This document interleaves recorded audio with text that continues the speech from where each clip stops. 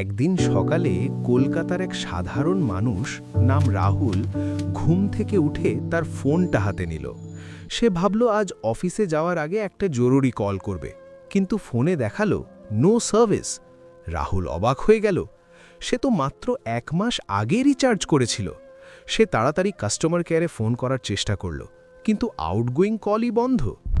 রাহুলের মাথায় প্রশ্ন ঘুরতে লাগল, আমি তো 30 দিনের জন্য রিচার্জ করেছিলাম, তাহলে এত তাড়াতাড়ি শেষ হলো কিভাবে? সেই সময় তার বন্ধু বলল, দেখ, এখন আর 30 দিনের মাস না, 28 দিনের প্ল্যান চলে। রাহুল আরও অবাক, মানে বছরে 12 মাস না, 13 বার রিচার্জ করতে হচ্ছে।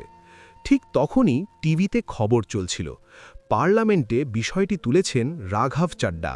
তিনি বলছেন, কেন 30 দিনের বদলে 28 দিনের প্ল্যান?